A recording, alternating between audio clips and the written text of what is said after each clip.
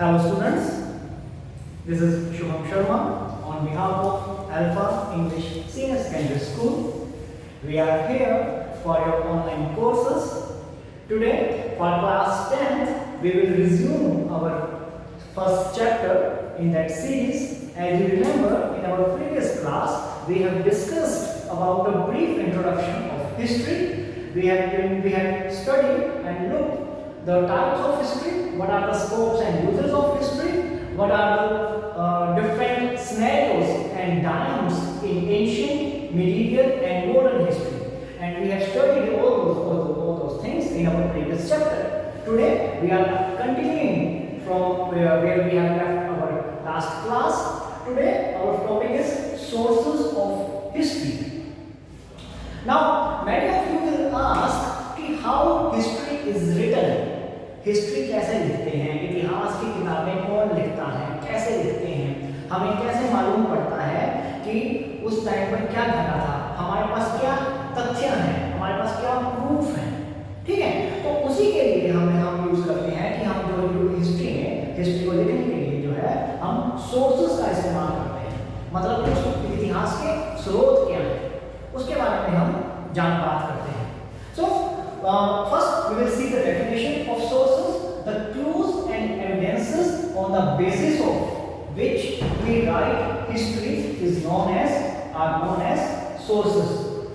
So the जो clues हैं, जो हमें उस टाइम पे जो proofs मिले हैं, जो clues मिले हैं, जो हमें उस टाइम पे जो प्रमाण मिले हैं, और साथ में जो हमें गवाह या कह लीजिए कि जो हमें साथ में प्रमाण मिलते हैं, जो हमें गवाह मिलते हैं या जो हमें स्रोत मिलते हैं, हम सबको इतिहास का स्रोत कहते हैं।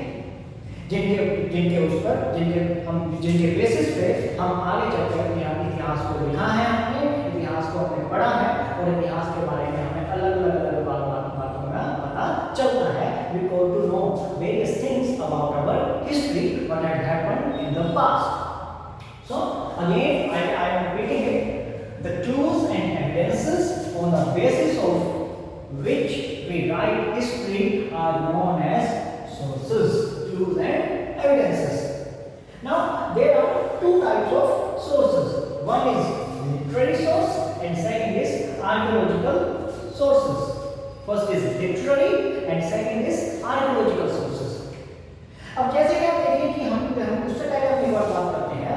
Before we continue this or go further, we will discuss about the requirement of sources. Why we need the sources? What is the need, requirement, और why हमें क्यों चाहिए उसके, हमें क्या उनकी आवश्यकता क्या है, उसके बारे में हम बात करते हैं। जैसे आप देखिए, अगर हम आज के टाइम पे if we want to search something, हम क्या करते हैं, हम अपना मोबाइल यूज करते हैं और गूगल करते हैं। We use internet as a medium। पर लेकिन पहले के टाइम पे तो इंटरनेट नहीं था, पहले के टाइम पे तो टेक्नोलॉजी नहीं थी। उस टाइम लोग क्या करते थे, then the people use books.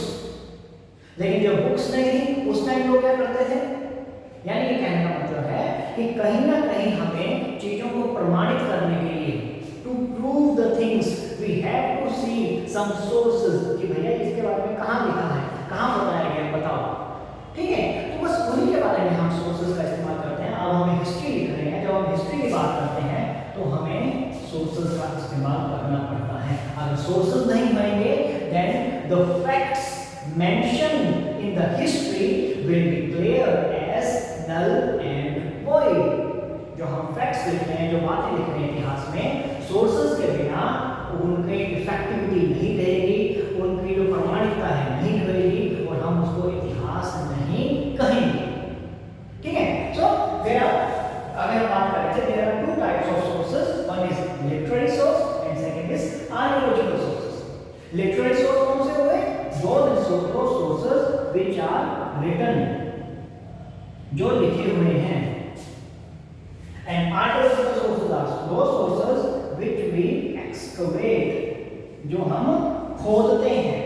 हम खोदते हैं ना, हम जांच करते हैं, जैसे like Mohenjodaro and Harappa cities, Indus Valley civilisation, हमने उनको खोदा है, हमने उनको खोजा है। ठीक है, तो एक्सकवेट किया है। So those are archaeological sources. What are literary sources which are written, जिनको हम लिखते हैं, like Veda, Purana,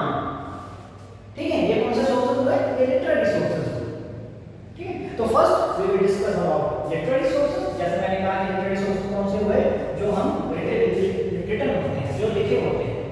So first, like all the literature books, all books comes in the literary sources. Then came the travel books. Travel books कौन से होते हैं? यात्रा वृत्तांत, हिंदी में कहते हैं यात्रा वृत्तांत. ये कौन से होते हैं? ये होते हैं जब लोग एक जगह से दूसरी जगह जो लोग जाते हैं, when people used to travel from one place to another, they used to write about those places, what they have seen there, what they have observed there, what they had, how the people relate with them, how people behaves with them, what was the culture at that place, what were the traditions at that places, what were the food habits of those people, what were the dresses of those people. So वो सब के बारे में कि हम कहीं जा रहे हैं तो हमने सब की हमारी यात्रा के बारे में लिखा है. इसमें हम किसके बारे में बात करते हैं? जैसे सबसे पहले ट्रैवलर्स किसके लिखते हैं? In ancient history, the travel logs of Fahian and Yunsan. Fahian and Yunsan are very much important. ये लोग कौन थे? They were the Buddhist monks who came from Tibet to India to study in the Nalanda University. So Fahian and Yunsan, उनके हमें travel logs मिलते हैं. Next come epics. कितने epics हमारे? 2, रामायण एंड महाभारत. रामायण एंड महाभारत कौन से हैं? 2 एपिक्स है हमारे, रामायण एंड महाभारत. रामायण में भी हमें पता चलता है कि उस टाइम पर क्या है था. आगे महाभारत में हमें सब बातें, if you can say political, you can say cultural, you can say society, you can say economical.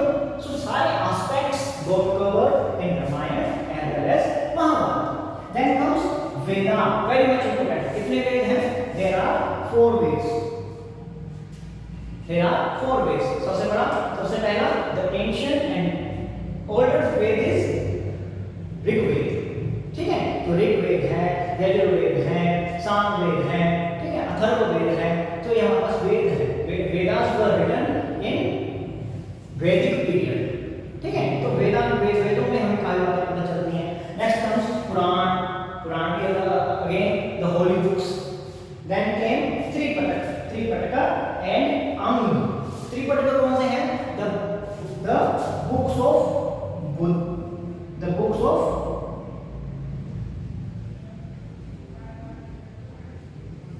Jain religion. And अंग क्या है? The books of Buddhist.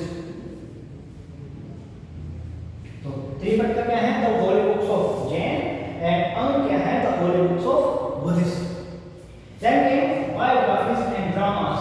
Many biographies were written in history about various people, about various famous personalities. तो उनके life के बारे में, उन्होंने कैसा काम किया, उनका जन्म कहाँ हुआ, कहाँ उनका काम हुआ, कहाँ उनकी फील्ड थी, उसके बारे में अलग-अलग उनकी बायोग्राफी में मेंशन किया गया है. देन और कई और बुक्स भी हैं जो फेमस हुई हैं, लाइक अर्थशास्त्र. किसने लिखा? Kautilya.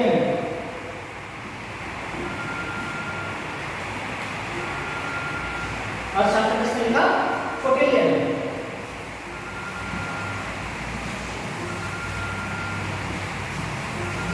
Then the next book is अभिज्ञानम Shakuntalam.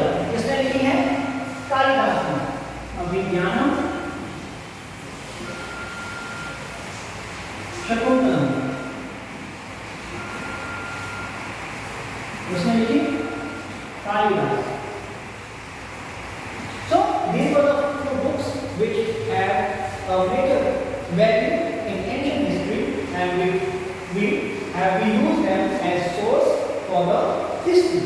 Then comes our next part, that is archaeological sources, which are excavated. जो हमने खोद के निकाले हैं, जिनको हमने खोदा है, जिनकी खुदाई की है. So those sources which are excavated, they are known as archaeological sources. ठीक है, तो archaeological में सबसे पहला है coins, सिक्के.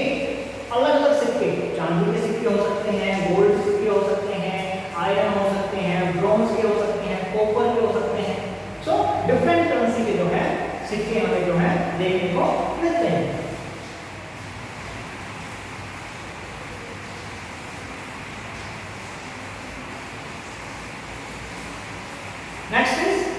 बिल्डिंग्स में क्या आ जाएगा? बिल्डिंग्स में लाइक आपने देखा होगा, यू हैव सीन और you have studied the Indus Valley civilisation. Under Indus Valley civilisation we have seen the town planning of Harappa and Mohenjodaro. तो वहां पर हमने पता किया है कि कैसे बिल्डिंग्स होती हैं, कैसे उनका स्ट्रक्चर था, what was the design of those buildings, what was the architectural value of those buildings, how towns were planned, designed and laid out, how was the drainage system in those cities. ठीक है, again you can say the buildings of medieval history like in Delhi Qutub Minar है, Humayun tomb है, again Taj Mahal, red fort है ना, सिकंदरा का अकबर का मकबरा है. So all these buildings are found under the archaeological sources. इनसे हमें पता चलता है कि कौन-कौन सी टेक्निक्स का इनको बनाने में इस्तेमाल किया गया था, कौन सा design, whether it is Indian, whether it is Persian, whether it is European, whether it is Irani. ठीक है, तो उस सब का जो है कौन-कौन सा डिजाइन किया गया था, किसने डिजाइन किया था और कौन-कौन सी कला का इस्तेमाल किया गया था, दैट सब हम जो है उसके बिल्डिंग्स के अंदर स्टडी करते हैं. Then comes pots and tools, जो हमें बर्तन वहां मिलते हैं. कैसे बर्तन हैं? मिट्टी के बर्तन हैं या किसी धातु के बर्तन हैं, मेटल के हैं, तो उसके बारे में पता करते हैं. उसके बारे में हमें पता चलता है कब बने थे, किसने बनाए थे, कहाँ जा रहे थे, कौन इस्तेमाल कर रहा था, उसके बारे में etcetera. And next art and culture.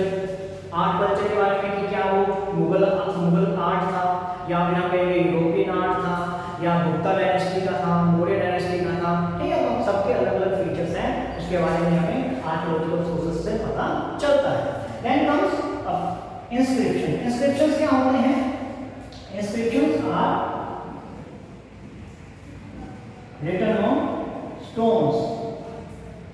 written on stones. पत्थरों पर जो कुरेद के उकेरा गया होता है जिनको, जैसे आपने the famous inscriptions are of Ashoka. Ashoka ने जगह-जगह पर during her reign and during his rule, Ashoka has established various inscriptions depicting his rule, policies, administration and धम्म. धम्म जब उसने एक्सेप्ट किया था, उसमें जो है उसने अशोका ने जगह-जगह पर अपने स्तंभ लगवाए थे, पत्थर के स्तंभ लगवाए थे. उस पर उसने बातें लिखी थी कि मेरा कैसा होना चाहिए, मेरा साम्राज्य कैसा है, कहाँ तक है, लोगों को कौन से रूल फॉलो करने चाहिए. उसके बारे में जो है उसने इंस्क्रिप्शंस जो है लिखे थे और हम उनको आर्कियोलॉजिकल सोर्सेज में काउंट करते हैं. So we have studied the sources. What were the sources, proofs and evidences on the basis of which we write history. Then we have studied the two parts, literary sources and archaeological sources. Literary sources are those sources which are written and archaeological sources are those sources which are excavated.